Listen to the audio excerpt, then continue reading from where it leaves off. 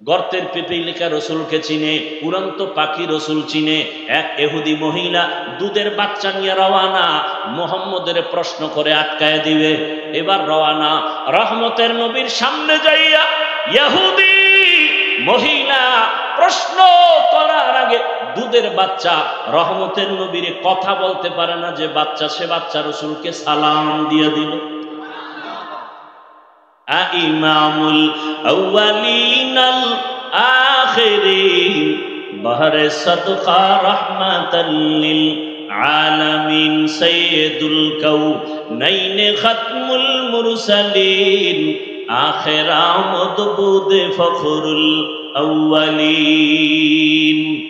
নবী গাছের কাছেও পরিচিত, মাছের কাছেও পরিচিত, সূর্যের চন্দ্রের কাছেও নবী পরিচিত, রহমতের নবী গর্তের প্রাণীর কাছে পরিচিত।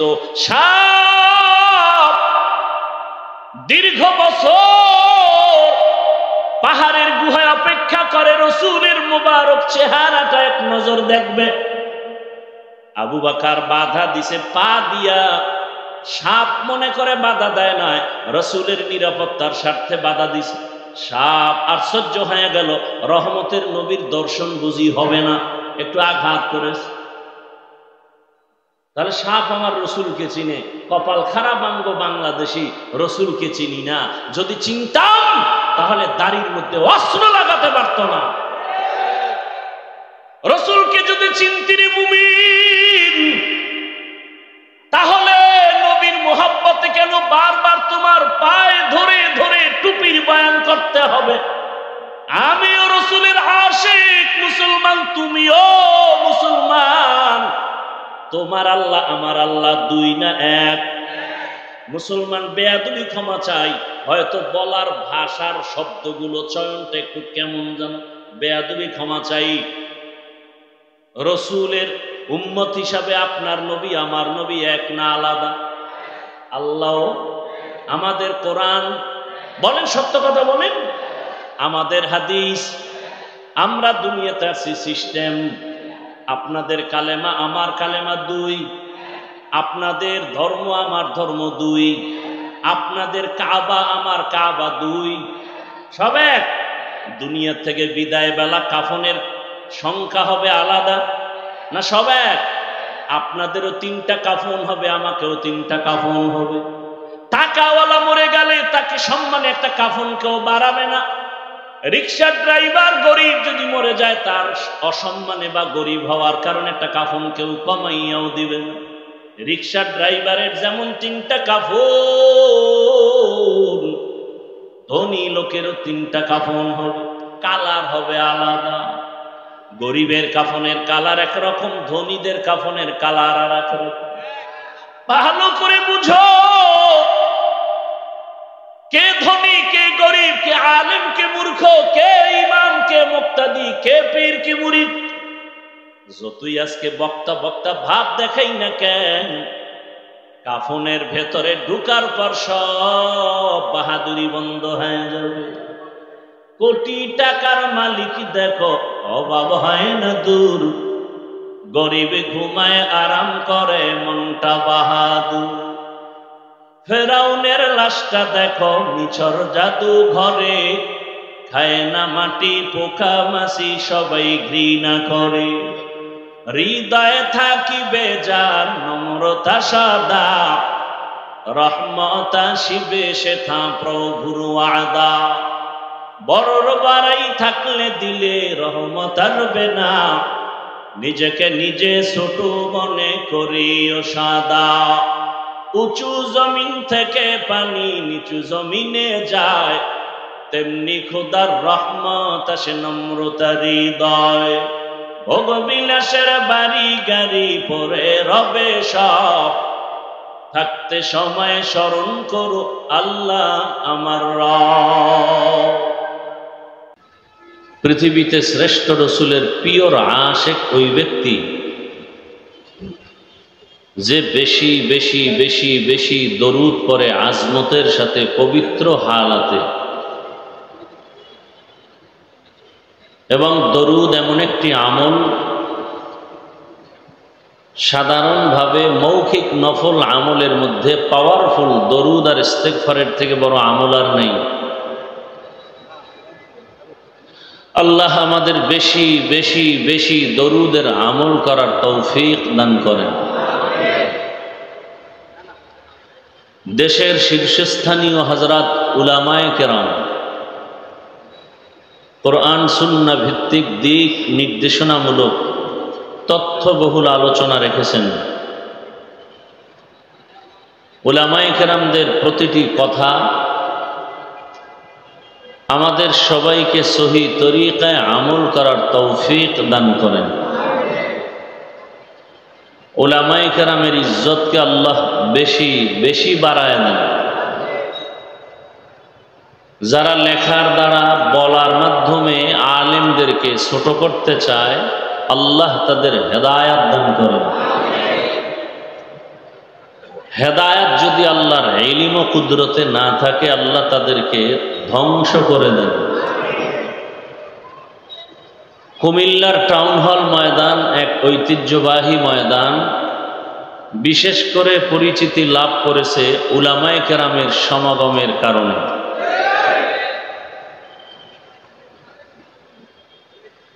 আল্লাহ পাক রব্বুল আলামিন এই মাহফিল কবুল করেন।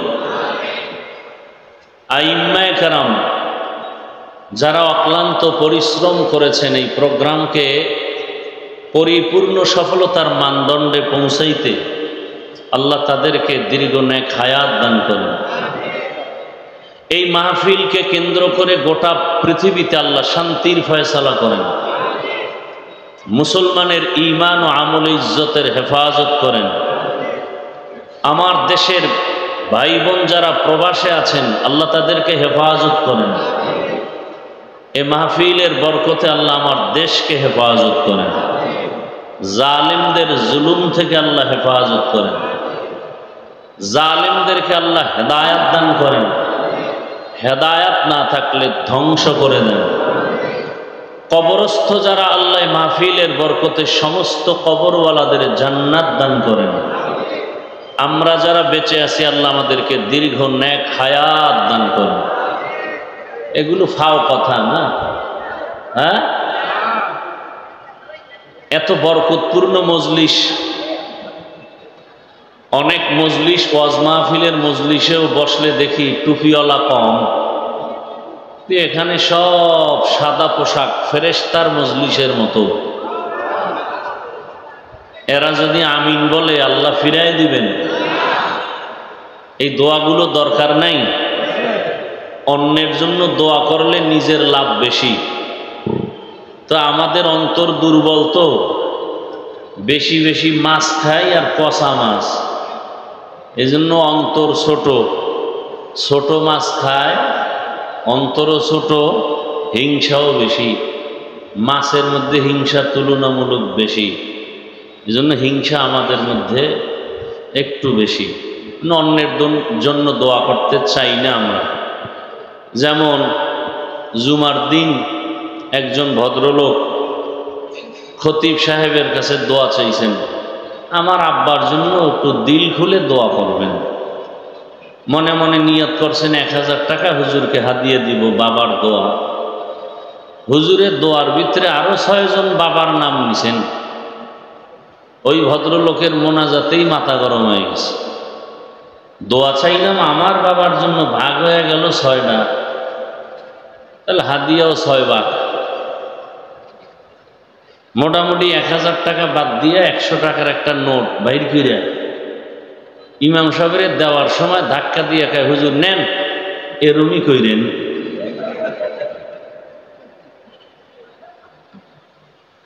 তার চিন্তা কি, দোয়া আলাদা গেছে গা, তার বাবার দোয়া আলাদা ভাগ হয়ে গেছে। আবার কিছু মূর্খ পণ্ডিত আছে, যে আব্বার জন্য যে দোয়াটা করলেন, নাম কইলেন না যে। আব্বাই তো, আল্লাহ তো আবার নাম না জানলে তো আবার এই আব্দুর রহমান নামের দোয়া যদি আবার বরিশাল চলে যায়, হ্যাঁ, তো আর এক আব্দুর রহমান আছে। এরকম বহু মূর্খ পণ্ডিত আমাদের মসজিদ মাদ্রাসাগুলোকে আঁকড়ায় ধরে রাখছে জুলুমের সাথে। সবাও যায় না, পাওয়াও যায়। আল্লাহ হেদায়াতের দৌলত দান করুন। আপনারা যেই পরিমাণ চিৎকার প্যান্ডেলে দেন, এই একচ্ছত্র চিৎকারটা যদি ঠিক এককভাবে ময়দানে থাকতো, তাহলে এত আন্দোলনের তো প্রয়োজন হতো না। চট্টগ্রামে সাংবাদিকের গলায় ছুরি লাগে, সেই জুলাই আগস্টের আন্দোলনের পরে, এরপরও দেশবাসী ভাবছিল কোনো আন্দোলনের প্রয়োজন হবে না। তো কঠিন হালাত, আগের তুলনায় দোয়া করা দরকার অনেক বেশি, বিশেষ করে আমাদের উলামায়ে কেরামদের এক ও নেক হওয়ার জন্য, এক ও নেক হওয়ার জন্য। কারণ যেই ঘরের স্বামী স্ত্রীর মধ্যে অমিল, ওই ঘরে অশান্তির এক দাবানল। যেই দেশের মধ্যে উলামায়ে কেরামের মাঝে দূরত্ব, ওই দেশের জনগণ শান্তি পাবে এটা আশা করা যায় না। আর এই আলেম ওলামাদের মধ্যে দূরত্বের যে আপনারা দোষের মধ্যে নাই না, আপনাদেরও দোষ আছে যথেষ্ট পরিমাণ। কি? যারা আমাকে মোহাব্বত করেন, তারা ফেসবুকে লিখতে লিখতে আমাকে আরশে আজিমে উঠায় দেন, আর যারা আমার লাইনে না, এগো সিজ্জিনের নিচে নিয়ে যায়।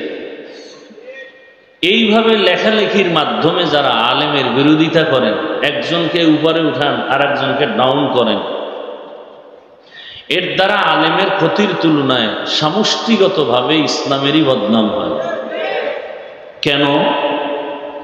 কিয়ামত পর্যন্ত এ জমিনে আর কোনোদিন আমাদের রসুল দাওয়াত দিতে আসবেন না, সাহাবায়ে কেরাম আসবেন না, আইম্মায়ে কেরাম আসবেন না, আউলিয়ায়ে কেরাম বড়রা আসবেন না। কিয়ামত পর্যন্ত এই জাতিকে দুনিয়াতে শান্তি মুক্তির পথ দেখাবেন, আখিরাতে জান্নাতের পথ দেখাবেন একমাত্র শুধুমাত্র কেবলমাত্র উলামায়ে কেরাম না, উলামায়ে আহলে হক। উলামায়ে কেরাম কি? উলামায়ে আহলে হক। কারণ উলামাদের মধ্যে আর একটা অংশ আছে আহলে বাতিল। قال رسول الله صلى الله عليه وآله وسلم ألا إن شر الشر شرار العلماء وإن خير الخير خيار العلماء। রহমতের নবী বলেন, জমিনের মধ্যে সব থেকে খারাপ হবে একদল আলেম, আবার একদল ভালো হবে, চূড়ান্ত ভালো আলেম। এক বচনে আলেম, বহু বচনে উলামা। উলামা আহলে হক কেমন হবে? ইন্নামা ইয়াখশাল্লাহা মিন ইবাদিহিল উলামা। যারা উলামা আহলে হক, এরা আল্লাহকে বেশি বেশি বেশি বেশি ভয় করবেন। কেমন ভয়?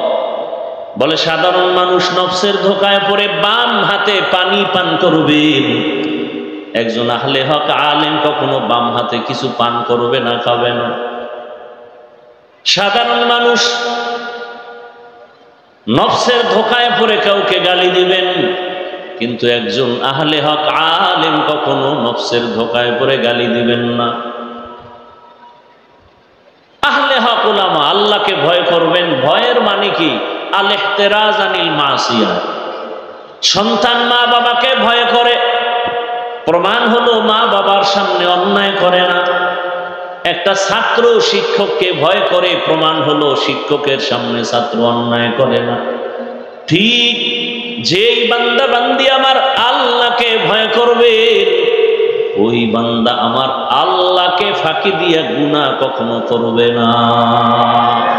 হরকে দারত খৌফে হকদার দিল মাদার জান্নাতুল মাওয়া দেহদ ও রাম কাম জুজবা হকচি জে মখাজ ইনসুজা ফজলে ও আমস্তে দর জুমলা জাহা।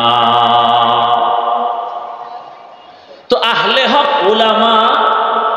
কিয়ামত পর্যন্ত এই জাতিকে কবরের বয়ান করবেন, জান্নাতের বয়ান করবেন, জাহান্নামের বয়ান দিবেন, পরকাল নিয়ে মানুষকে কথা বলবেন।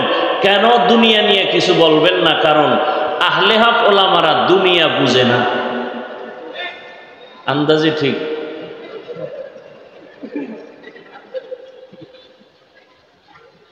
পৃথিবীতে বুদ্ধি এবং জ্ঞানের গাইডের নাম কোরআনুল কারীম।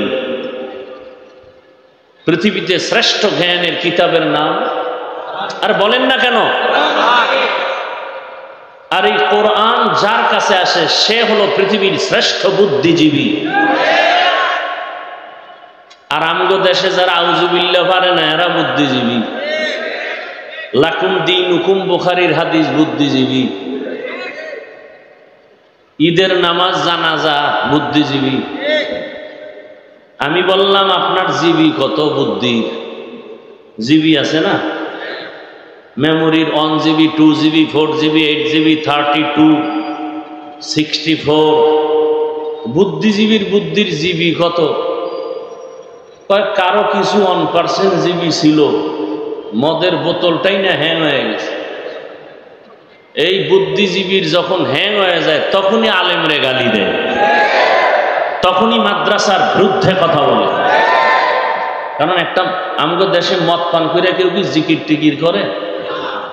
বরং বউরে মা কয়ে ডাকে। কি বানায় বললাম? আর মাঝে মাঝে বলে গোটা দেশের মালিক কিন্তু এখন আমি। বউ কয়ে ঘরে তো চাল নাই, এটা তো বোতলের দোষ, আমার কি? পৃথিবীর শ্রেষ্ঠ বুদ্ধিজীবী একমাত্র কোরআনওয়ালারা।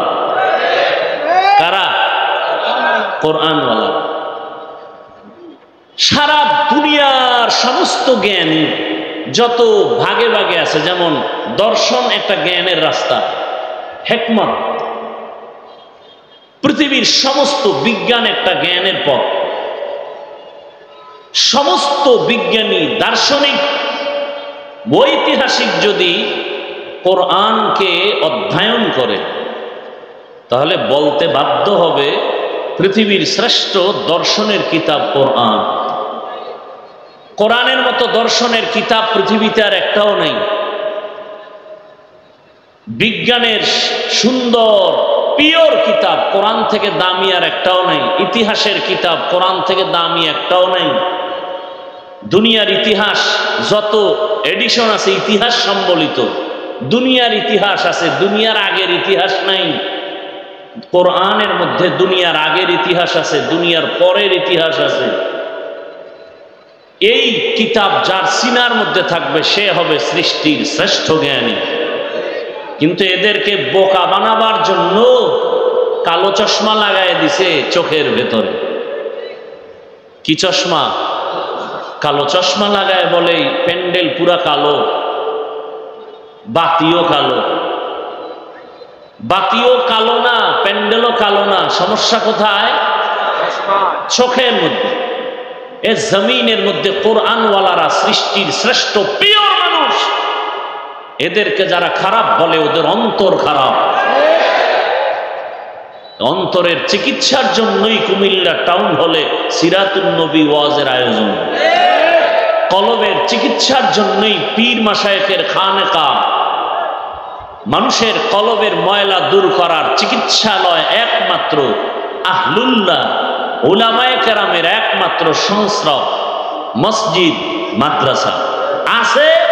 এ কারণে মানুষ এখনো সভ্য আছে। আল্লাহ বুঝার তৌফিক দান করে। গুরুত্বপূর্ণ সুন্দর সুন্দর আলোচনা হয়েছে আমাদের বর্তমান প্রেক্ষাপট নিয়ে। যদি নিয়ত করেন যে এই আমল করেই আমি লাইনে উঠবো, তা আর বয়ানের প্রয়োজন হয় না। আমি আসছি আপনাদের দোয়া নিতে, ফাঁকে আপনারা কথা শুনলে আমি কিছু কথা সামনে বলবো, উঠা বসা করলে দোয়াটা করে চলে যাবে। নিজেও ক্ষতিগ্রস্ত হবেন না, অন্যের ক্ষতিও করবেন না। কত রাত মোবাইল চালাইয়া ঘুম নষ্ট করেছেন, ফেরেশতা লিখে রাখছে হিসাব হবে আল্লাহর আদালতে। শুধু মোবাইলকে কেন্দ্র করে রাতের ঘুম নষ্ট করেছেন, স্ত্রীর হক আদায় করেননি, সন্তানের হক আদায় করার চিন্তা করেননি। হিসাব হবে আসল সময়। ওমরে ফারুক বলেন, হাসিবু আনফুসাকুম ক্বাবলা আন, আসল হিসাবের আগে এখন তাড়াতাড়ি হিসাবটা মিলায় নাও। আসল হিসাবে টান দিলে সেদিন অডিট থাকবে কঠিন, ডান বাম করা যাবে না। সেদিন আল্লাহ স্পষ্ট বলে দিবেন, ইকরা কিতাবাকা কাফা বিনাফসিকাল ইয়াউমা আলাইকা হাসিবা। সেদিন আর ডানে বামে তাকাবার কোনো সুযোগ হবে না। কে আপন কে পর কোনো কথা বলার কোনো সুযোগ নাই। সব মানুষগুলো উলঙ্গ দাঁড়ানো থাকবে হাসরের মাঠে। কই বাহাদুর, কই নেতা, কই ইমাম, কই মুক্তাদি, কই পীর, কই মুরিদ, কই বক্তা, কই শ্রোতা, কই ডাক্তার, কই রোগী। বহু বক্তা তাকায় দেখবে জাহান্নামের গরম হাওয়া গায়ে লাগতেছে, কিন্তু বক্তার বয়ান শুনে বহু শ্রোতা হাসতে হাসতে জান্নাতে যাইতেছি। বহু পীর সাহেব দেখবে জাহান্নামের গরম, কিন্তু পীর সাহেবের সবক নিয়া বহু মুরিদ আমল করিয়া হাসতে হাসতে জান্নাতে যাচ্ছে। বহু ইমাম সাহেব দেখবে জাহান্নামের গরম হাওয়া লাগতেছে, কিন্তু মুসল্লিরা বয়ান শুনে ইমামের নামাজ ধইরা জান্নাতে চলে যাচ্ছে। হিসাব বড় কঠিন। রহমতের নবী বলেন, আবু হুরায়রা থেকে হাদিস বর্ণিত, কিয়ামতের ময়দানে জাহান্নামে সর্বপ্রথম 3 জন লোক ঢুকবে। পরপর 3টা লোক সবার আগে জাহান্নামে যাবে। এর মধ্যে একজন হবে গলা কাটা শহীদ, আর একজন হবে আলেম, আর একজন হবে টাকা পয়সা দান করনেওয়ালা দানবী। দুনিয়ার সব বিবেক বলে 3 জন জান্নাতি, আল্লাহর আদালত বলবে 3টা বিনা হিসাবে জাহান্নাম। জিন্দেগি বড় কঠিন। কিসের বাহাদুরি করি, অহংকারী করি কিসের উপর? قال رسول الله صلى الله عليه وآله وسلم ألا كلكم راع وكلكم مسؤول عن رعيته। সাবধান হে উম্মত, তোমরা প্রত্যেকেই দায়িত্বশীল। আল্লাহর আদালতে দায়িত্বের কারণে জবাবদেহিতার কাঠগড়ায় দাঁড়াতে হবে। বাবা জান্নাতে যাবে বহু পরে, বহু তাবলিগওয়ালা, পীরের মুরিদ, জিকির করনেওয়ালা, পাগড়িওয়ালা বলতে গেলে ইচ্ছা করে গুনাহ করে নাই, তারপরেও ভয়, নিজে ভালো আমল করছে, সন্তানটাকে দাড়িওয়ালা বানাতে পারে নাই। উপযুক্ত মেয়ে কলেজে পড়ে বেপরদায়, সন্তান চাকরি করে সুদের টাকায়। কিয়ামতের দিনে বুজুর্গ সন্তানের কারণে জাহান্নামে যাবে। সন্তান মামলা পেশ করবে আল্লাহর কাছে, রব্বানা ইন্না আতানা সাদাতানা ওয়া কুবারানা ফাআদাল্লুনাস সাবিলা। ও আল্লাহ, আমারে আটকাইও না, আমার আব্বা আমারে নামাজের দাওয়াত দেয় নাই, আমার মুরব্বীরা আমাকে পর্দার বয়ান করে নাই। আব্বাজান কুমিল্লা শহরে ঘর থেকে উঠে 8টায় দোকান চলে গেছে। 9টার সময় আম্মুকে টেলিফোন করে জিজ্ঞাসা করলো আমার বাবা উঠছেনি, নাস্তা করছেনি, কিন্তু আমার বাবা জিগায় নাই আমার সন্তান ফজর পড়ছেনি। আল্লাহ কইবে, তোর বিবেক দিছিলাম, সঠিক পথে চললি না কেন? সন্তান বলবে, এটা একটা অন্যায়। বিচার হবে বিবেকের। ইন্নাস সামআ ওয়াল বাসারা ওয়াল ফুআদ কুল্লু উলাইকা কানা আনহু মাসউলা।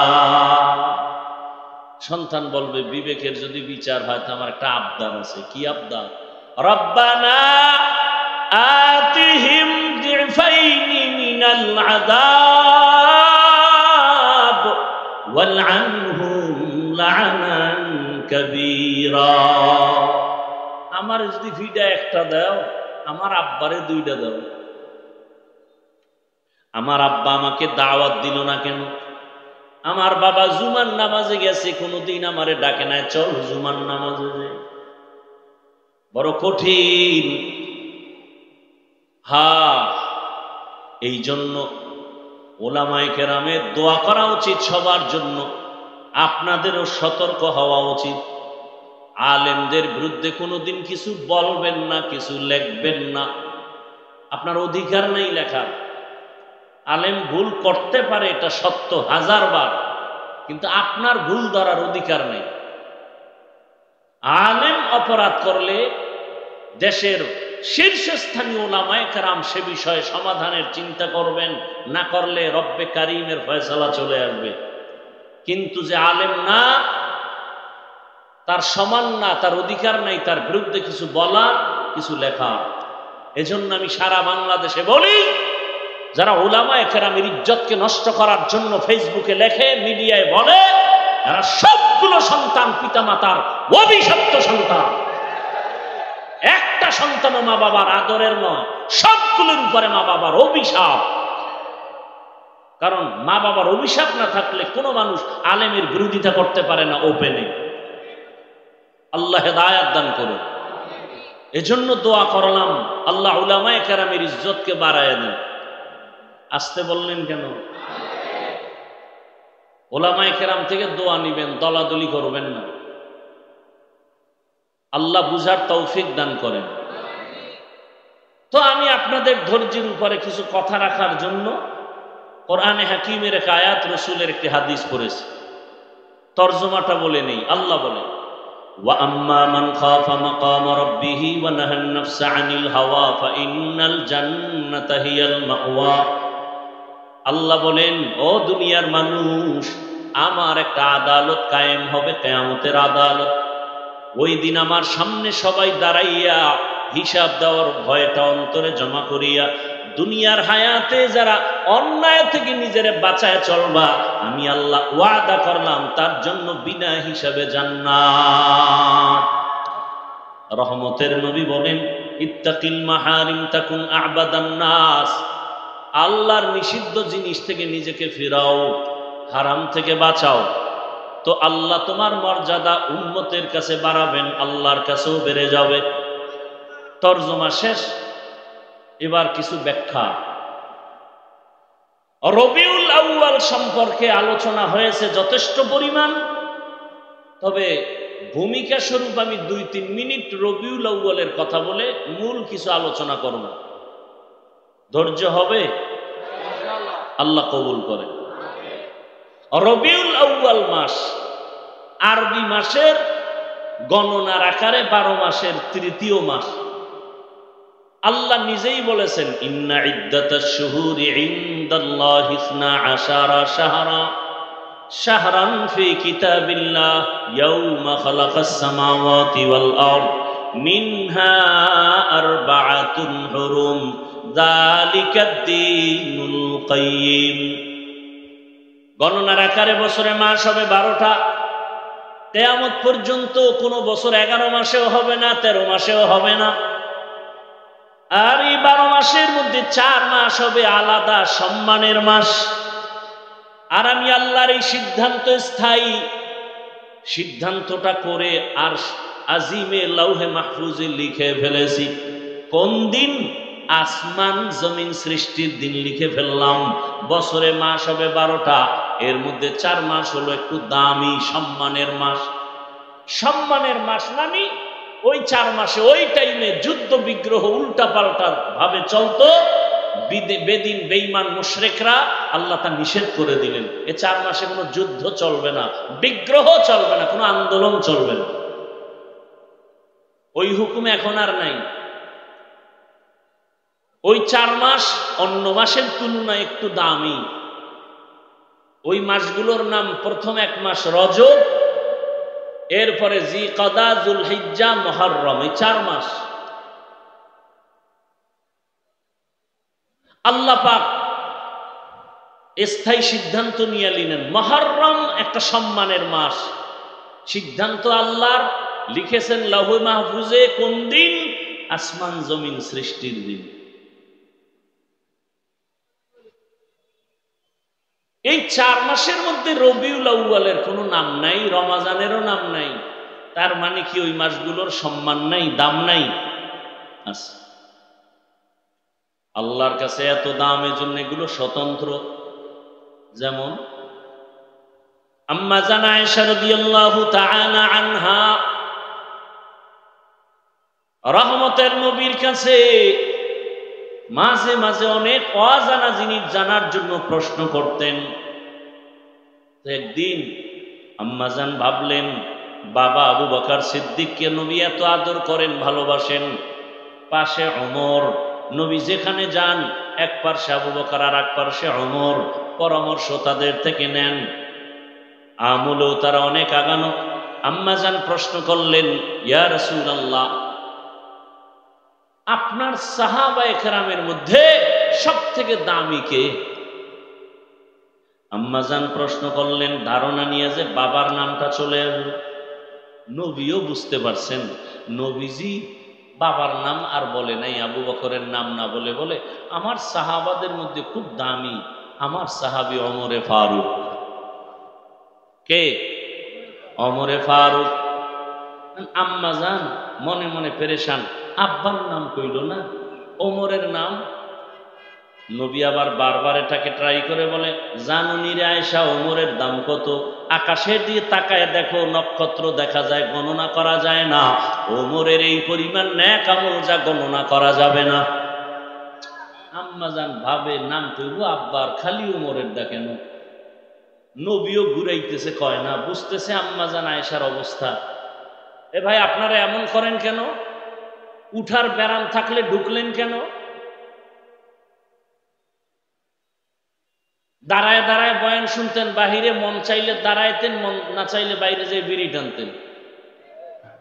কেন ডিস্টার্ব করেন বলেন তো? দীর্ঘ টাইম আপনার বসার অভ্যাস না থাকলে ভেতরে ঢুকলেন কেন? আপনাদের মতো অন টাইম মানুষের জন্য তো বাহিরে মাইক লাগানো হয়েছিল, কিন্তু বাইরে মাইকের দরকার ছিল না। কেন ডিস্টার্ব করেন? আপনি বুঝেন এই প্যান্ডেলের দাম কত? একটা অপরাধীকে থানায় নিয়ে পুলিশ এত আঘাত করে, কাঁদে না? আর এখানে বসে আল্লাহর ওলিরা বয়ান করেন, 200 হাত দূরে বসে মানুষ কান্না করে। বুঝেন কিছুই প্যান্ডেলের মূল্য কত? বেতের বাড়ি দিয়া চোখে পানি আনতে পারে না পুলিশ। আর কোরআনের বাগানে জাহান্নামের বয়ান যখন শুরু হয়, জীবনে মসজিদে যায় না, সেও চুপ করে কান্না শুরু করে। বলেন তোকে মারলো কে? কেন ডিস্টার্ব করেন?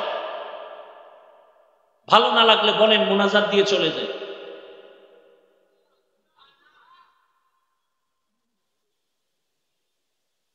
বড় আশা করে আসি, বিভিন্ন কারণে আর বয়ানের মন ভেঙে যায়। আল্লাহ হেদায়েতের দৌলত সবার আগে আমাকে দান করেন। আপনাদের হেদায়েত লাগলে আল্লাহর কাছে চাইয়ে নেন, কারণ দোয়া করলেও বিপদ। মসজিদের জন্য দোয়া করছে যে আল্লাহ মসজিদ ভালো, কমিটি ভালো, সবাই টাকা দেন। মানুষ দান করছে, কমিটি টাকা খাইয়া ঘুম। কমিটির দোষ নাই, দোয়া করছে কে, এরে ধরো, এর নামে মামলা দাও। সব উল্টা পাল্টা চলতেছে। দেখছেন না 15 বছর জেলখানায়, এখন বেকসুর খালাস, কোনো দোষই নেই। কেমন সোনার বাংলায় জন্ম নিলাম। কেউ যদি আইয়ে একটা আইন করতো যে মিথ্যা মামলা দেবে প্রমাণিত হলেই 6 বছরের কারাদণ্ড, তাহলে একটু শান্তি পাওয়া যায়। এখনো বহু আলেম জেলখানা, নিরীহ, দেখার কেউ নাই, খবর নেওয়ার কেউ নাই, সবাই যার যার ধান্দায় আছে। আল্লাহ হেফাজত করে। রাজনীতির ময়দানে রাজনীতির বক্তব্য দেওয়াটাই আমি ভালো মনে করি, কারণ যাদের নেক নজর আর থাপ্পড় খাইয়াই চেয়ারে বসছি, তাদের নীতি দেখছি, চরমনার হিসাব ওয়াজের প্যান্ডেলে যখন বয়ান করতেন মনে হয় সে দুনিয়া কিছুই জানে না, শুধু কবর, হাসর, জান্নাত, জাহান্নাম। আর রাজনীতির মঞ্চে যখন বক্তব্য দিতেন তখন বোঝা যাইত যে তার আখেরাত নিয়ে কোনো জ্ঞান নাই, মনে হয় দুনিয়ার লাইনে রাজনীতির শিক্ষক।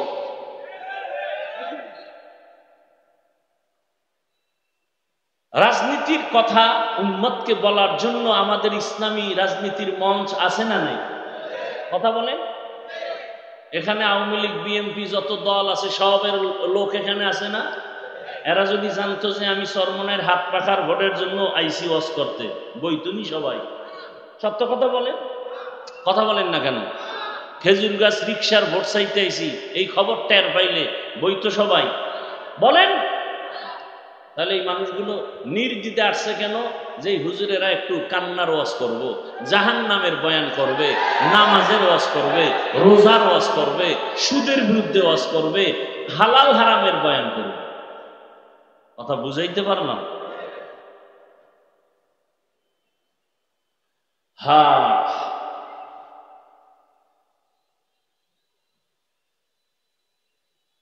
কি কথা বলতেছিলাম? হ্যাঁ, আয়েশা রাদিয়াল্লাহু। পাবলিক আবার ওই যে কেসা কাহিনীর ওয়াজ হনে না, কইলে আর ছাড়ে না। আর সারা দেশ গরম বানাইব, হাফিজুর রহমানের অশ্বিনে লাভ কি? কেসা কাহিনীর ওয়াজ করে। গতবার টাউন হলে এই বিষয়ে কিছু বলছিলাম নি? পৃথিবীতে শ্রেষ্ঠ কেচ্ছা কাহিনীর কিতাবের নাম কোরআন, দ্বিতীয় শ্রেষ্ঠ কেচ্ছা কাহিনীর কিতাবের নাম হাদিস শরীফ। ওলামায়ে কেরাম একটু উম্মতকে বলে দেন, কোরআনের মধ্যে সাপের কেচ্ছা নাই, হাতির কেচ্ছা নাই, মশা মাছির কেচ্ছা নাই, তো জাহেল গুলো কি কয়? রোজা কি বলে তার খবর নাই। আসলে হেদায়েতের নিয়তে বলে না, আক্রমণের জন্য বলে। আল্লাহ সব ভাইকে হেদায়েত দান করুন। গরুর কেচ্ছা দিয়া সূরা বাকারা শুরু হয়, কেচ্ছা নেই।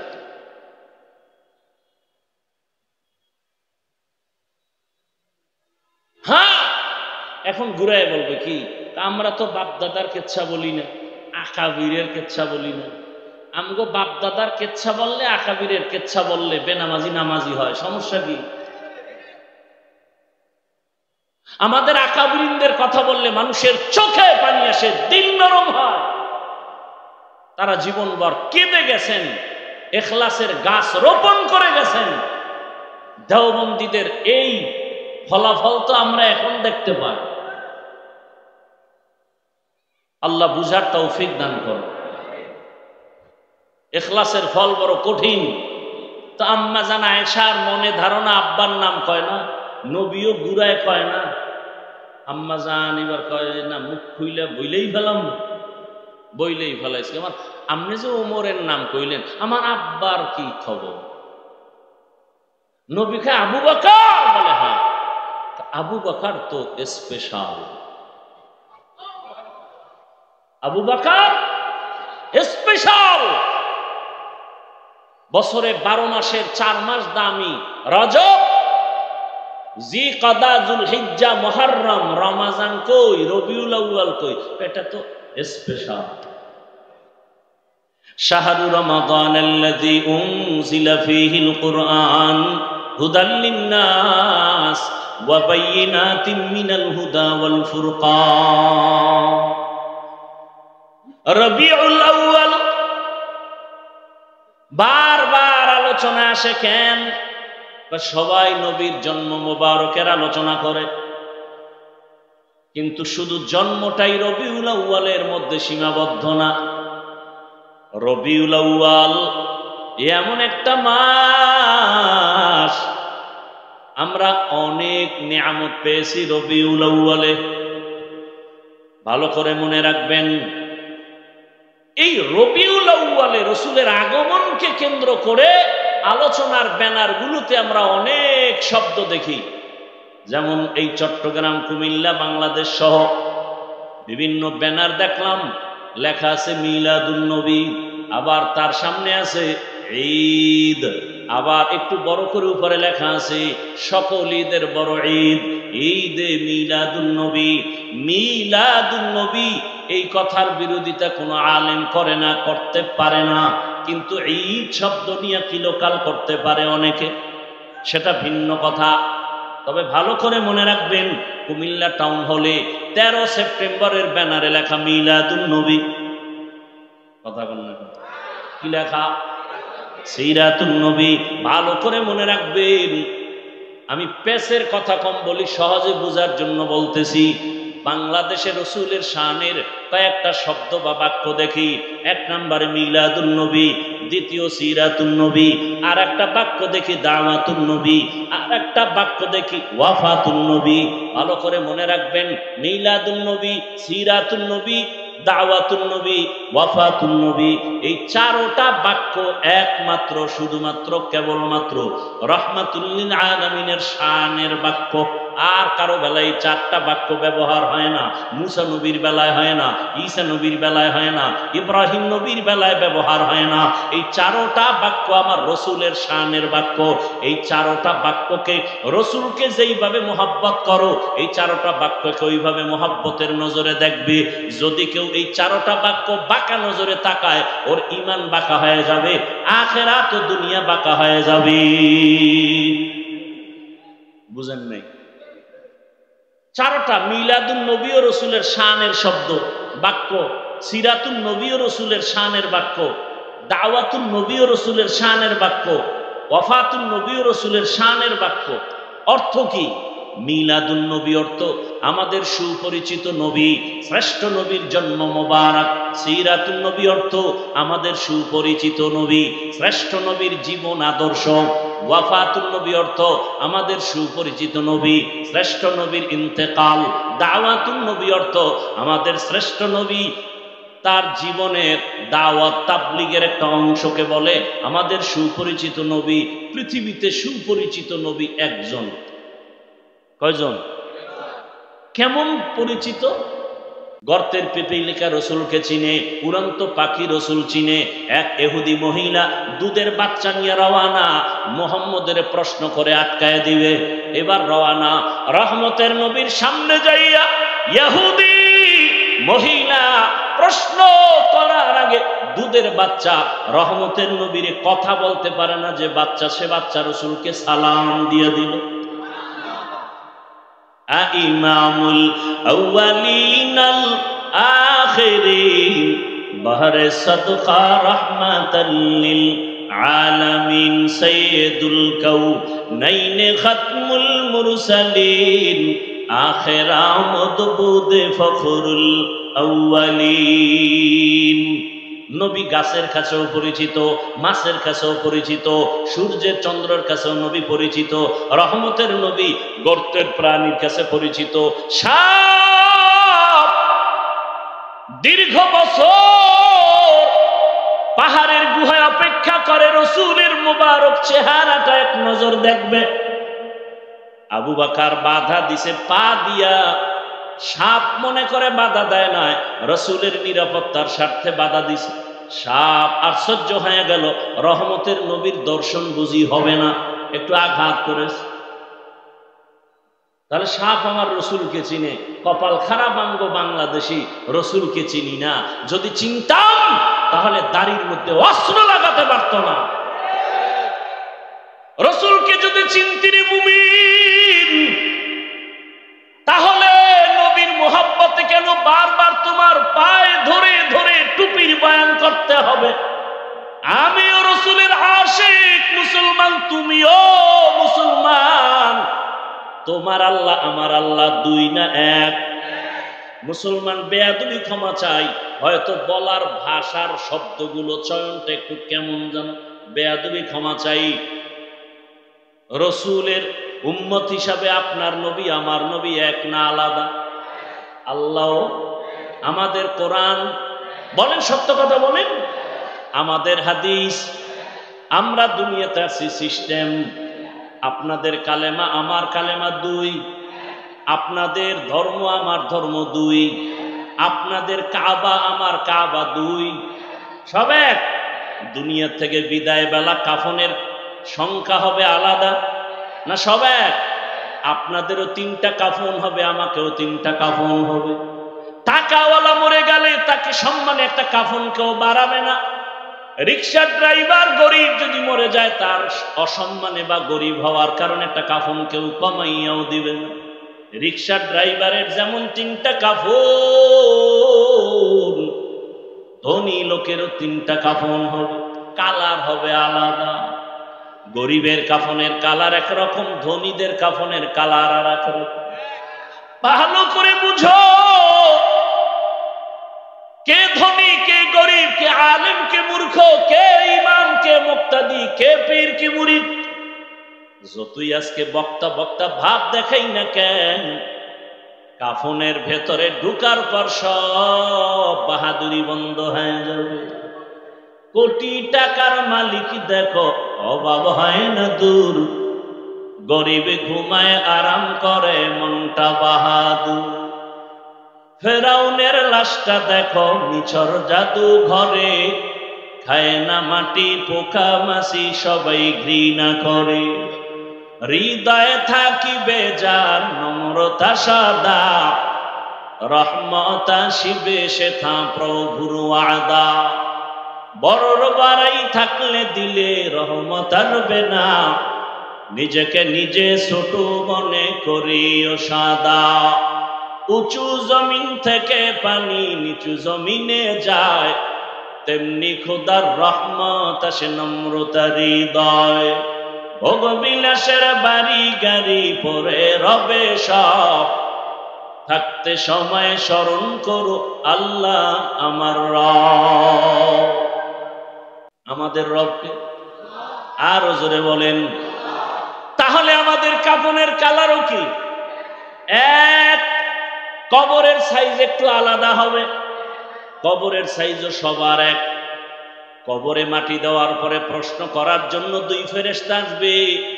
আমার প্রশ্ন আলাদা, আপনারটা আর একটা প্রশ্ন। কে ধনী কে গরিব, কে পীর কে মুরিদ, কে টাকাওয়ালা কে গরিব, সবার বেলায় 3টা প্রশ্ন। রবের পরিচয় দাও, ধর্মের পরিচয় দাও, রাহমাতুল লিল আলামিনের পরিচয় দাও। তুমি যত টাকার মালিক হও, তোমাকেও যেই প্রশ্ন, আমাকেও সেই প্রশ্ন। এই প্রশ্নের নবী বলেন, যারা জবাব দিতে পারবে তার কবর হবে রওজাতুম মির রিয়াজিল জান্নাহ, আর যারা জবাব দিতে পারবে না তাদের কবর হবে হুফরাতুম মিন হুফারিন নার। যারা 3 প্রশ্নের জবাব দিবে তাদের কবর হবে জান্নাতের বাগান।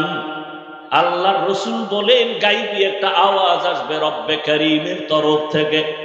রব বলবেন, ফেরেশতা আমার বান্দাকে কষ্ট দিস না, জান্নাতের বিছানা কবরে বিছায়া দাও। আমার বান্দার কবরকে প্রশস্ত করে দাও, জান্নাতের সাথে দরজা করে দাও।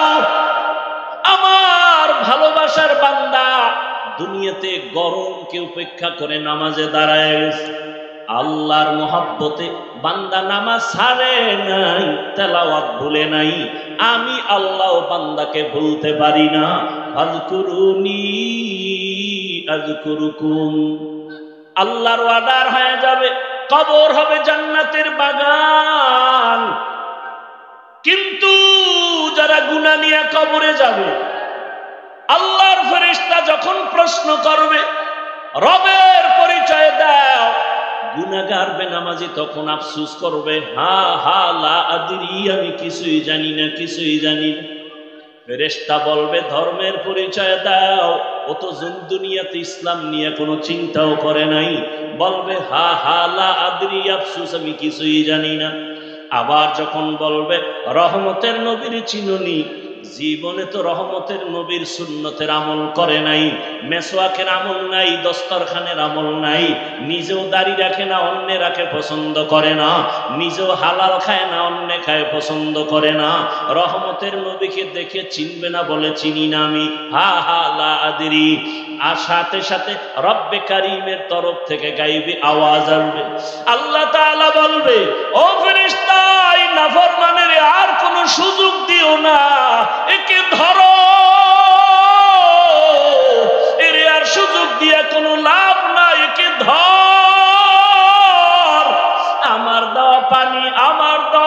বাতাস, আমার দেওয়া সূর্যের আলো, চাঁদের আলো, আমার দেওয়া জমিনের ফল খাই, ফসল খাইলো, গাছের ফল খাইয়া, নদীর মাছ খাইয়াও বান্দা আজান শুনে মসজিদে যায় নাই। আলেম ওলামারা নামাজের দাওয়াত দিত, নামাজ পড়ে নাই, বরং বাহাদুরি করত, নামাজ পড়ে কোনো লাভ নাই, রোজা রাখিয়া কোনো লাভ নাই। আমি আল্লাহ এত অন্যায় করার পরে দুনিয়াতে কিছু বলি নাই। আমার মোহাব্বত বাদ দিয়া আলেম ওলামাদের গালাগালি করত, নিজেও পর্দা করত না, যারা পর্দা করত তাদের গালাগালি করত। আল্লাহ বলবে, ফেরেশতা একে আর কোনো ছাড় দিয়া লাভ নাই, এর কবরটাকে দুই দিক থেকে এত জোরে চাপ দাও, এর কবরটা জাহান্নামের সাথে রাস্তা বানায় দাও। আল্লাহর ওয়াদারে কবরটা জাহান্নামের আগুনে ভরে যাবে। আল্লাহ বলবে, কবরের মাটি এই গুনাহগার নাফরমানের জোরে জোরে চাপ দাও। এত জোরে চাপ দিবে, বেঈমান নাফরমান বেনামাজি এক পাজরের হাড় আর এক পাজরের সাথে ঢুকে যাবে, আর সাপে আঘাত করা শুরু করবে। ওরে কারো কবরে ৯৯টা সাপ, কারো কবরে ৭০টা সাপ আনবে। ও আমার কলিজার যুবক বাবারা, ও বৃদ্ধ বাবাজিরা, ও পর্দার আড়ালের মা বোনেরা, একটু আগে আপনারা নিজেরাই স্বীকার করলেন আপনার আল্লাহ আমার আল্লাহ এক, নবী এক, কোরআন এক, কাবা এক, ধর্ম এক, কালেমা এক, কাফনের কালারও এক, কবর এক, প্রশ্ন এক। তারপরও কেন আপনাকে টুপির বয়ান করতে হবে? আপনাকে কেন পর্দার বয়ান করতে হবে? আমি টুপি খুলতে চাই না আর আপনি টুপি দিতে চান না, আমি দাড়ি কাটতে চাই না, আপনি রাখতে চান না, আমি মসজিদে না ঢুকলে কষ্ট পাই আর আপনার ঢুকতে গেলে কষ্ট লাগে। বুঝি না আমি ভুলে আছি নাকি আপনারা ভুলে আছেন। এরপরেও তো পাও ধরে ধরে উলামায়ে কেরাম আপনাদের বুঝায়, এত বিরোধিতা করেন তারপরও কোনো উলামায়ে কেরাম গালি দেন না। আরে সরকারি চাকরি করে, বেসরকারি চাকরি করে যারা দৈনিক ৮ ঘন্টা ডিউটি, মাসে ২০,০০০ টাকা বেতন পায়, নিম্নে আরো কত বেশি পায়, আবার বিভিন্ন ভাবে আরো ইনকাম আছে। কিন্তু একবারও কি ভাবছেন বিবেক দিয়া একজন আলেম মসজিদে ইমামতি করতে গিয়া ২৪টা ঘন্টাই ডিউটি করে, বেতন ১০,০০০, গ্রাম এলাকায় ৫,০০০-এর বেশি দেওয়া হয় না, তাও মাসে মাসে ক্লিয়ার না। একজন ইমাম ২৪ ঘন্টা ১২ মাস ডিউটি করিয়াও বেতন ঠিক মতো না পাইয়া কোনো দিন ইমাম কোনো কমিটির বিরুদ্ধেও বলে না, বরদোয়াও করে না, বরং মোনাজাতে চোখের পানি ছেড়ে দোয়া করে, হে মালিক এলাকায় শান্তি দাও, ব্যবসায় বরকত দাও, কবরওয়ালাদের জান্নাত বানায় দাও, অসুস্থ রোগীরে সুস্থ বানায় দাও। ওলামায়ে কেরাম এত কষ্ট করিয়া নিঃস্বার্থভাবে আপনাদের পেছনে দৌড়ায়। ও আল্লাহর বান্দারা, এরপরও যদি আলেমের কথা না শুনিয়া বিরোধিতা করিয়া কবরের বিছানায় পড়িয়া যান, আল্লাহর অর্ডার হয়ে যাবে, জাহান্নামের ফেরেশতাকে ধর। ওরে আমি এদের আর কোনদিন ছাড় দিব না, এদেরকে কিয়ামতের দিন টানতে টানতে জাহান্নামের দিকে নেওয়া হবে। আর অর্ডার হবে, ওয়াসিকাল্লাযীনা কাফারু ইলা জাহান্নামা যুমারা হাত্তা ইযা জাউহা ফুতিহাত আবওয়াবুহা ওয়া ক্বাল। আল্লাহ তাআলা জাহান্নামের অর্ডার করবে, কে ধরে নাও। কিয়ামতের ময়দান এমন কঠিন ময়দান হবে। আম্মা জান আয়েশা বলেন, একদিন দেখি রহমতের নবী আমার হুজরায় বসে গুনগুন করে কান্না করেন। আমি আয়েশা ভয় পেয়ে গেলাম, বুঝি আবার বেয়াদবি হয়ে গেল। আমি গিয়ে জিজ্ঞাসা করলাম, ইয়া রাসূলুল্লাহ আপনি কাঁদেন কেন? মায়ার নবী কয়, আয়েশা আমার যখন খাদিজার কথা মনে পড়ে চোখের পানি ধরে রাখতে পারি না রে আয়েশা।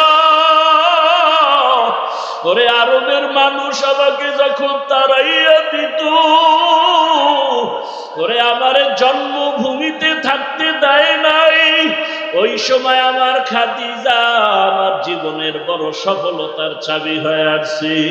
ও আয়েশা, খাদিজার কথা মনে যখন পড়ে চোখের পানি ধরে রাখতে পারি না। আর যখন হাসরের ময়দানের কথা মনে পড়ে কান্না করি। কেন ইয়া রাসূলুল্লাহ? আল্লাহর নবী বলেন, ও আয়েশা, হাসরের ময়দানটা এত কঠিন, ওরে জমিনটা সূর্যের গরমে তামা হয়ে যাবে, অন্যদিকে জাহান্নামের আওয়াজ, ওই সময় আমার আল্লাহ রাগান্বিত আওয়াজ দিতে থাকবেন, লিমানিল মুলকুল ইয়াউম লিল্লাহিল ওয়াহিদিল কাহ্হার। এমন আওয়াজ দিবে হাসরের ময়দানটা থরথর করে কেঁপে উঠবে।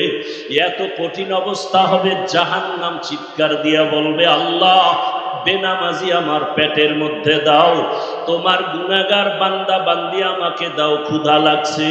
আল্লাহ বলবে, ফেরেশতারা জাহান্নামকে ফিরাও। জাহান্নাম যদি আগায় যায় বিচার করতে পারবো না, শিকল লাগাইয়া ধরো। 70,000 শিকল লাগাইয়া জাহান্নাম কেমন ভাবে আঁকড়াইয়া ধরবে। ও আমার বাবারা, রসুল যদি জাহান্নামের ভয় কান্না করেন হাসরের ময়দানের কথা চিন্তা করে, আপনার আমার কি উপায়? কপাল খারাপ, এক ফোঁটা চোখে পানিও নাই। ওরে ডানে বামে তাকাইয়া দেখো, এই বান্দার চোখে কেন পানি? ওরে ও টাকার জন্য কাঁদে না, বাড়ির জন্য কাঁদে না, ওর অন্তরে জাহান্নামের ভয়, ওর অন্তরে হাসরের ময়দানে সূর্যের গরমের ভয়। ওই বান্দা কান্না করে, চিন্তা করে, টাকা পাইলাম, বাড়ি পাইলাম, গাড়ি পাইলাম, সম্মান পাইলাম, কিন্তু মরার পরে কি উপায় হবে সে চিন্তা তো করি নাই। ছেলেও আমার কবরে যাবে না, মেয়েও যাবে না, আপন কেউ যাবে না। এই চিন্তা যখন আসে চোখ দিয়া পানি বের হয়ে যায়। রহমতের নবী বলেন, আয়েশা, এমন অবস্থা হবে, আল্লাহ বলবে 70,000 শিকল দিয়া জাহান্নামকে ধরো, আমি বিচার শেষ করার পরে তারপরে জাহান্নামকে ছাড়বা। আল্লাহর অর্ডারে জাহান্নামের গলায় শিকল লাগায় বাঁধবে। 70,000 শিকলের গোড়ায় গোড়ায় 70,000 ফেরেশতা ধরিয়া রাখতে পারে না। তখন আমার মায়ার নবী দেখে সহ্য করতে পারবেন না। মায়ার নবী দেখবে মুসা নবীর কান্না, ঈসা নবীও কাঁদবে ওই হাসরের মাঠে, ইব্রাহিম নবীর কান্না, ঈসা নবীর কান্না। আম্মা জানকে নবী বলেন, আয়েশা, তখন আমিও কান্নায় পড়ে যাব। সবাই নিজের জন্য কাঁদবেন, আর আমি মাওলার দরবারে মাকামে মাহমুদে সিজদায় পড়ে কাঁদবো আর বলবো, হে মালিক, জাহান্নামকে ফিরাও, আবার উম্মত যেন জাহান্নামে ধরতে না পারে। আমার আল্লাহ তখন বলবেন, নবী মাথা উঁচু করেন, আপনি কাঁদবেন না, আমি আপনাকে কান্না করার জন্য পাঠাই নাই। তখন নবী বলেন, আল্লাহ কুদরতি ভাবে একটু পানি দিয়া জাহান্নামকে বলবে, ফেরেশতাকে বলবে, জাহান্নামের ছিটাইয়া দাও। আল্লাহর কুদরতি হাতের পানি নিয়ে যখন জাহান্নামে ছিটায় দিবে, জাহান্নামটা পেছন দিকে দৌড়াতে থাকবে। ফেরেশতারা বলবে, আল্লাহ এমন কি পানি দিলা, 70,000 শিকল দিয়া যেই জাহান্নামের ধরে রাখতে পারি না, এমন কি পানি দিলা যে জাহান্নাম পেছনে ভাগতেছে। এটা কি জমজমের পানি নাকি আবে হায়াতের পানি নাকি কাউসারের পানি? আমার আল্লাহ বলবে, না রে ফেরেশতারা, জমজমের পানিও না, কাউসারের পানিও না, আবে হায়াতের পানিও না, এই পানি আমার মায়ার নবীর গরীব গুনাহগার উম্মতের চোখের পানি।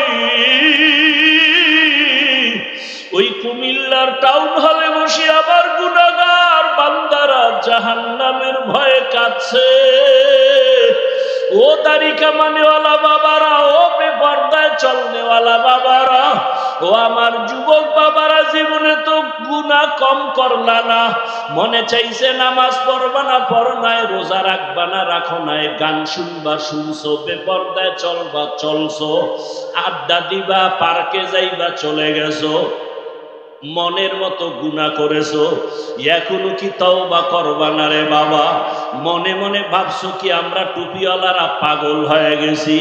না রে বাবা, ১৫০০ বছর পর্যন্ত কোরআনের একটা ভুল কেউ বের করতে পারে নাই।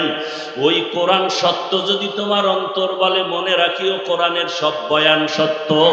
আল্লাহ সত্যভাবেই বলেছেন, ইন্নাল আবরারা লাফি নাঈম ওয়া ইন্নাল ফুজ্জারা লাফি জাহিম। নেক আমলওয়ালারা জান্নাতের পথিক, গুনাহগারেরা জাহান্নামের পথিক। ওরে আজকে নফসের ধোঁকায় পড়িয়া যারা নামাজ পড়ো না, রোজা রাখো না, পর্দা করো না, হালাল খাও না, ও পর্দার আড়ালের মা বোনেরা, কয়দিন আর দুনিয়ার রং তামাশা বাহাদুরি, এখনো সময় আছে, তওবা করেন। ওরে মায়ার নবী যদি কান্না করেন উম্মতের জন্য জাহান্নামের ভয়, আপনার আমার কত গুনাহ, কি পরিমাণ কান্না করা উচিত। আল্লাহর কাছে তওবা করেন। আপনার মতো কত মা কত বোন বেপরদায় চলে না, নামাজ ছাড়ে না, মোবাইলে সময় নষ্ট করে না, এখনো পর্দা করে, নামাজ আদায় করে। আপনারা কেন পারবেন না? ও যুবক বাবা, আপনার মতো যুবক ডাক্তার, ইঞ্জিনিয়ার, টাকার মালিক, স্কুল কলেজে পড়ে, 5 ওয়াক্ত নামাজ আদায় করে, আপনি কেন পারবেন না? 2 ফোঁটা চোখের পানি ছেড়ে আল্লাহকে মনে মনে ডাকেন, হে আল্লাহ, এই ময়দানে মনে হয় আমার মতো গুনাহগার কেউ নাই। মানুষ যদি আমার গুনার খবর জানতো, কেউ আমার এই চেয়ারে বসাইতো না, আমাকে সম্মান করতো না, হাদিয়াও দিত না, সালামও দিত না। ও আল্লাহ, তুমি দয়া করে এত মর্যাদা সম্মান দান করেছো। এতদিন গুনার তালে পড়ে নফসের ধোকায়, শয়তানের ধোকায় কত রাত্র মোবাইলে তাকাইয়া গুনাহ করতে করতে রাত কাটাইছি। মোবাইল নিয়ে হাতে, হাতের গুনাহ, কানের গুনাহ, চোখের গুনাহ, অন্তরের গুনাহ করে রাত কাটাইছি। ও আল্লাহ, বুঝতে পারি না, আজকে থেকে তওবা করে ফেলতেছি। দুনিয়াতে সূর্যের গরম সইতে পারি না, হাসরের ময়দানে জাহান্নামের গরম কেমন করে সহ্য করব? আজকে থেকে তওবা করে নিলাম, আর গুনাহ করব না, নামাজ ছাড়বো না, দাড়ি কাটবো না, বেপরদায় চলবো না। মা বাবার দোয়া নিয়া, শিক্ষকের দোয়া নিয়া, উলামায়ে কেরামের দোয়া নিয়া, নবীজির সুন্নাত অনুযায়ী জীবনটাকে চালাবো। তওবা করার মতো যদি কারো নিয়ত হয়, 2 হাত আমার আল্লাহকে দেখাইয়া দাও। আয় আল্লাহ, হাতগুলো কবুল করে নেন, তওবা কবুল করে নেন, তওবার উপরে মজবুত হইয়া চলার তৌফিক দান করেন, আমিন। আলহামদুলিল্লাহি রাব্বিল আলামিন, ওয়াসসালাতু ওয়াসসালামু আলা সাইয়্যিদিল আমবিয়াই ওয়াল মুরসালিন ওয়া আলা আলিহি ওয়া আসহাবিহি আজমাইন। ইয়া আরহামার রাহিমিন, ইয়া আরহামার রাহিমিন, ইয়া আরহামার রাহিমিন। রব্বিরহামহুমা কামা রব্বায়ানি সগীরা। اللهم إنك عفو كريم تحب العفو فاعف عنا. اللهم إنا نسألك رضاك والجنة ونعوذ بك من سخطك والنار. اللهم إنا نسألك علما نافعا ورزقا واسعا وشفاء من كل داء. يا حي يا حليم يا عزيز يا كريم بحق إياك نعبد وإياك نستعين. اللهم ارحمني بترك المعاصي. اللهم ارحمني بترك المعاصي. اللهم ارحمني بترك المعاصي. اللهم إني أعوذ بك من كل عمل وقول يخزيني فسهل يا إلهي كل صعب بحرمة سيد الأبرار. سهل بفضلك يا عزيز. اللهم إنا نعوذ بك من البرص والجنون والجذام وسيء الأسقام اللهم إنا نسألك بأن لك الحمد لا إله إلا أنت المنان يا بديع السماوات والأرض يا ذا الجلال والإكرام يا حي يا قيوم উদয়ার মালিক কুদরতের নজর দিয়ে তাকায় দেখে এ বিশাল ময়দানে আপনার গোলামদের নিয়ে আমরা হাত উঠায় ফেলেছি দুনিয়ার বাড়িওয়ালাদের দরওয়াজাগুলো বন্ধ আপনার রহমতের দরজা বন্ধ না আমরা গুনার কথা স্মরণ করে হাজির হয়েছি দুনিয়ায় যেদিন জন্ম নিয়েছিলাম আমার মা কত খুশি আমার বাবা কত খুশি ওই দিন আমার পবিত্র জন্মে সবাই আনন্দ করেছে আজকে সেই জিন্দেগির দিকে তাকায় দেখি গুনার কারণে নাপাক হয়ে গেছে আমার জীবন আমার গুনার খবর আমার মা জানে না বাবা জানে না ভাই বোনেরা জানে না ও আল্লাহ গুনার কারণে তাকায় দেখি আমার হাত দুইটা নাপাক হয়ে গেছে আমার গুনার কারণে আমার জবান নাপাক আমার চোখ নাপাক আমার অন্তর নাপাক ও আল্লাহ গুনাহ নিয়ে কবরে যেতে চাই না কবরের শাস্তি সহ্য করতে পারবো না রে আল্লাহ তওবার নিয়তে হাত উঠাই না আর গুনাহ করব না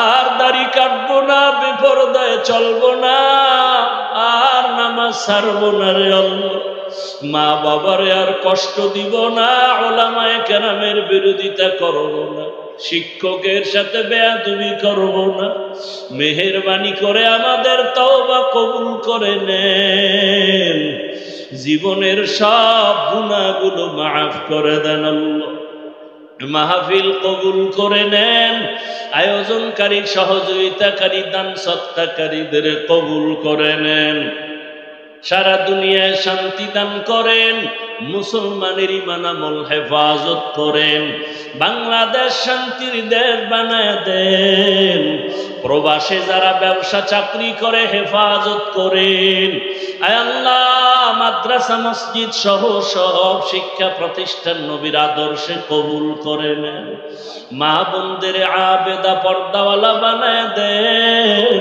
সন্তানগুলো নেককার বানায় দেন আয় আল্লাহ যারা লেখাপড়া করে পরীক্ষার্থী কামিয়াবি দান করেন আয় আল্লাহ আমার কলিজার প্রত্যেকটা যুবকের দিনের খাদেম বানায় দেন মোবাইলের গুনাহ থেকে হেফাজত করেন আল্লাহ মোবাইলের গুনাহ থেকে হেফাজত করেন আল্লাহ মোবাইলের গুনাহ থেকে হেফাজত করেন আল্লাহ আয় আল্লাহ গুনার কারণে বেজার হইয়া ফিরাইয়া দিয়েন না রে গুনার কারণে দিলটা পাথর হয়ে গেছে চোখে পানিও নাই কান্নাওয়ালা চক্ষু দান করে আল্লাহ কান্নাওয়ালা চক্ষু দান করে জিকিরওয়ালা জিহ্বা দান করেন আখিরাতের ফিকিরওয়ালা কলব দান করে আয় আল্লাহ উলামায়ে কেরামদের আমিন কবুল করে নেন আয় আল্লাহ মুরব্বি হাজী সাহেবদের আমিন কবুল করে নেন আমার তোলাবায়ে ইলম ছাত্র ভাই যুবকদের আমিন কবুল করে নেন আয় আল্লাহ ব্যবসায়ী চাকরিজীবী যারা সবার কামাই রুজিতে বরকত বাড়ায় দেন আয় আল্লাহ বাংলাদেশ জুলুম মুক্ত করে দেন আল্লাহ ইসলামের জন্য দেশ কবুল করে নেন উলামায়ে আহলে হকের এক নেক বানায় দেন বাতিলের মোকাবেলায় বিজয় দান করে বাতিলের নেফাকি জাহের করে মুমিনের ঈমান আমল হেফাজতের ব্যবস্থা করে দেন অভাবীদের অভাব দূর করে দেন ঋণ আদায়ের ব্যবস্থা করে দেন আল্লাহ সুন্নাতওয়ালা জিন্দেগি দান করেন আল্লাহ নবীজির রওজায় গিয়া সালাম দেওয়ার তৌফিক দান করেন। বাইতুল্লাহর গিলাফ ধরে লাব্বাইক লাব্বাইক বলার তৌফিক দান করে। আমরা যারা গিয়েছি বারবার যাওয়ার তৌফিক দান করেন। যারা যেতে পারে না তাদের দিলটা বড় ভাঙ্গা, কুদরতের দ্বারা রসুলের রওজায় একটু গিয়া সালাম দেওয়ার ব্যবস্থা করে।